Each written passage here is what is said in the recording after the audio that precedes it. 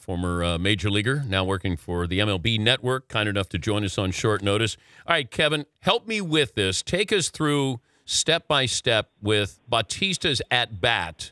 And then if we have to work our way backwards to the bat flip, but yesterday getting plunked and then what happened after that, the unwritten rules of the baseball etiquette, just so we can understand.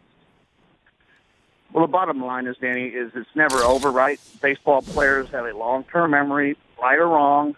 Some people don't like it. Some people don't like the unwritten rules scene. But he hit the biggest home run in that country's history. You can you can say the Joe Carter home run was bigger off Mitch Williams, but my point being is that huge stage, huge home run, boom, bat flip goes up last year. Jose Bautista around the league has some tired antics in some opinions of players if he's not on your team. Correct? It's just like Big Papi. People don't know Big Papi but don't like the antics. But the person you're like, okay, in your foxhole, you'll take him. So the Rangers don't like Jose Bautista. The question's been, is he going to get drilled? Is this over before the series starts? Well, you know what? It happened his last at bat. You talk to the Ranger side, you talk to the Blue Jay side, they thought it was chicken. They had to wait for the last at bat. The Ranger side, the pitch got away. The pitch didn't get away. And Jose Bautista got hit. Now, when you get drilled with 98 miles an hour, Danny, and you're on first base, you're dying for a ground ball so you can put that middle infielder into left field. That's the unwritten rule. That's the way the game's played. Rule changes or no rule changes, your job to go ahead and put somebody in left field. So Jose went in hard. Jose went in late. And Odor took offense to it. People asked about him coming down low. You're taught to throw low to get that runner to get down so he doesn't hurt you. So, yes, he was dropping his arm slot regardless of the situation. And then, boom, got up, shoved, pushed. Best right hand we've seen in 25 years in baseball, period. You name a brawl that right hook, right hand connected better on the chin. Most baseball brawls are the big old push and shoving, get the umpire involved, yeah. And everybody's a tough guy. This happened quick. It happened so quick it knocked Jose Bautista back for a second, but he did stay on his feet. And that's basically it. Everybody's got opinions, but that's basically what happened. Yeah, but should Bautista have just taken it in the ribs and be done with it? And then, he knew it was coming. It's part of baseball, and he showed up the Rangers. Granted, it was last year. And I don't blame Texas for waiting the entire weekend to do it because I want Bautista to think about it the entire weekend. You make up a great point. That's the way, my wife asked me, why would they wait so long? I said, well, at the end of the day, getting in a batter's box, knowing that you could get hit, they might throw at you the entire series, it's a strategy, right? Right Sure. Situation came up, whatever. The only thing is this, Danny. Mark DeRosa made a great point this morning on MLB Central. Matt Bush doing it, got 48 hours in the big leagues. No dirt and spikes. Like, is he the guy to do this? You know what I'm saying? I felt bad for him. I felt bad for him, Kevin, because right?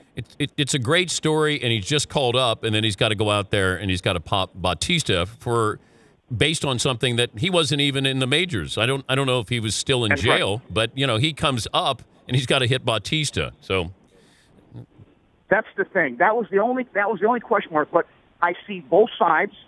If you're on this side and you're on this side, I know one thing: the Rangers are a tough squad. If you're going to come fighting with the Rangers, you better bring your lunchbox, period. Okay, what about the slide, though? Factor. Do you have a problem with the slide? 3 years ago, that slide is part of baseball. But now with the Chase Utley rule, it's a little bit different. Yeah, no, I didn't have a problem with slide. It's a tick late, but he kind of went straight to back. He didn't go after any knees. You saw him just slide a little bit late. And remember, he just got drilled with 98 miles an hour in the ribs. You know how bad that hurts? I don't care who it is, accident or on purpose. It stings, so it ticks you off. And you're taught, since you were 5, to take out the second baseman or shortstop to break up the double play, right? And now after you get hit, you're going in just a tick late. That's all it was. It wasn't a dirty slide. It was just a tick late. He's Kevin Millar, MLB Network analyst. You can watch Kevin and Chris Rose co-host Intentional Talk weekdays at 5 Eastern on the MLB Network. How can Big Papi retire?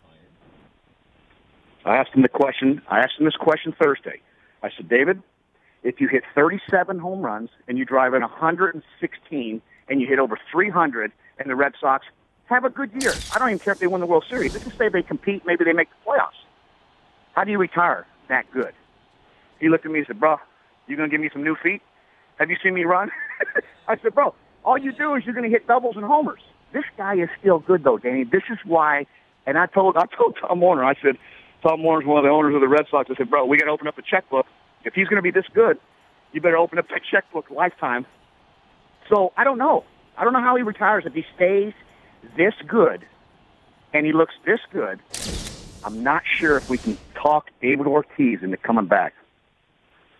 Man, it's just incredible what he's done at age 40. And I think that's where you put it in your mind that you're going to retire, and then all of a sudden you go out and you start playing, you go, man, I'm playing pretty well. It's pretty hard to walk away, even at 40. When you're good, yeah, when you're still good, it's hard to walk away, right? When you're still good, it's easy when your bat speed slows down and mentally you're just drained and you're tired of getting out. And, now so that legacy starts going downhill.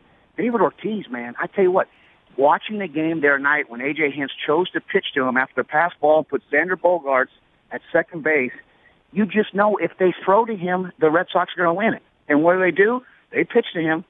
He still has that knack for the biggest RBI producer in Major League Baseball. He's done it for the last 10 years. But they're big RBIs and big home runs. I'll leave you with this. Whose career would you want to have, Big Papi or A-Rod? Man, Alex Rodriguez's numbers are still ridiculous. I'm taking Papi in the rings, brother. It's too hard that when you've won 3 World Series rings in Boston. Who's bigger than him? Bill Russell? Tom Brady? Yeah. What was the hockey player? Bobby Orr. Bobby Orr.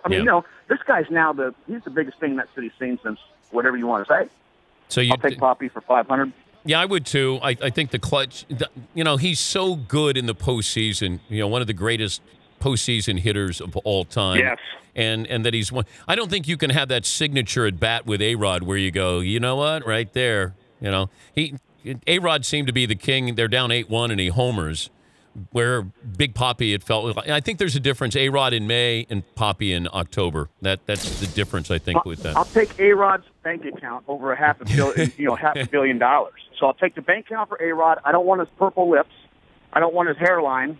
I'll take Papi's facial hair and his bling, and I'll take Derek Jeter's fiance. Yeah, Let's do that. We'll leave it at that. Wait. This is.